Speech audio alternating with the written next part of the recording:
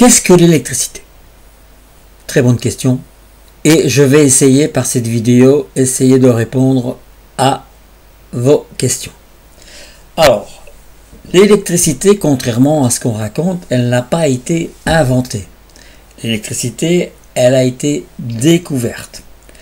Cette électricité a été découverte depuis que le monde est monde. La Terre existe depuis 4,5 milliards d'années.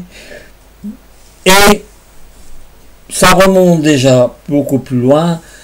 Déjà du temps de l'Antiquité, on se posait des questions sur certains phénomènes qui se produisaient dans la nature. Le plus grand des phénomènes qu'on ait pu constater en électricité, c'est l'orage. L'orage, quand on a un orage, qu'est-ce qui se passe? Il y a de la foudre. Alors, qu'est-ce que la foudre? Eh bien, la foudre, c'est déjà de l'électricité.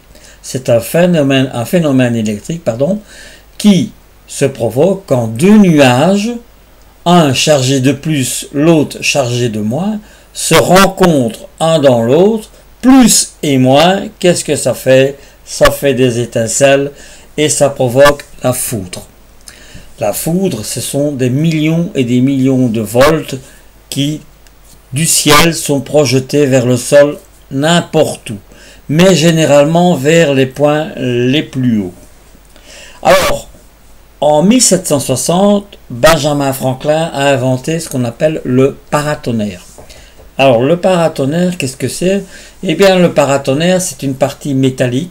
Pourquoi? Parce que le métal, comme le cuivre, mais le métal, était placé sur la cime d'une toiture, sur le dessus d'une toiture, et quand la foudre risquait de tomber sur le bâtiment, elle tombait sur ce qu'on appelle donc ce paratonnerre, qui était raccordé par un câble le long de la toiture et qui descendait le long du mur et qui était enfoncé dans le sol.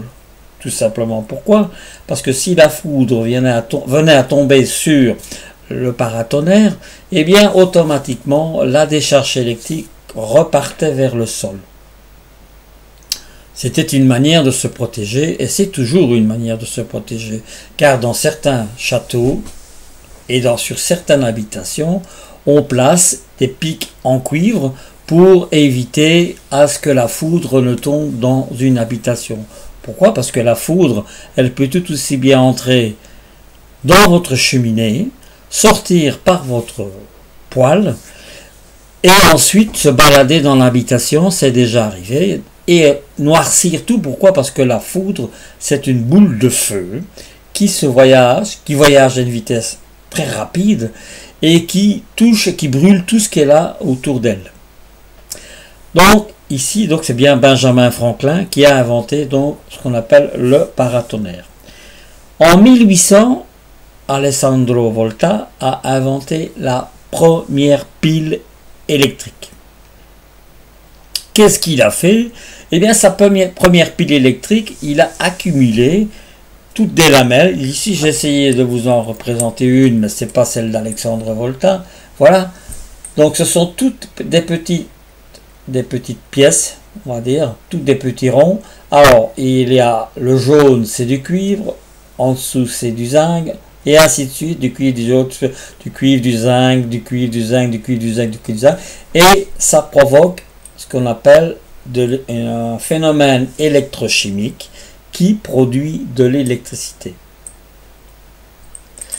Ensuite, on a eu en 1879 Thomas Edison qui a inventé la première lampe à incandescence.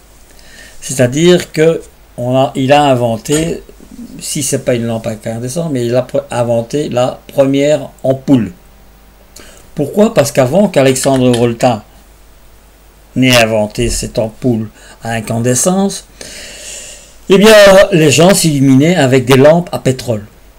Alors, les lampes à pétrole, pour certains, ils le savent, pour d'autres ne le savent pas, la lampe à pétrole, eh bien, c'est un récipient dans lequel se trouve du pétrole et dans lequel vient se baigner une mèche en feutre.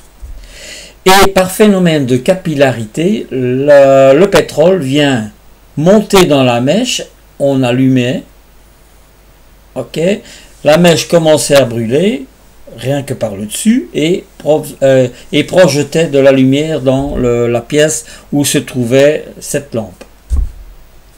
Alors, le phénomène de capillarité, c'est quoi? Tout simplement, je vais vous citer un exemple qui est tout simple. Je vais prendre un morceau de sucre, comme vous mangez là, trempez dans votre café.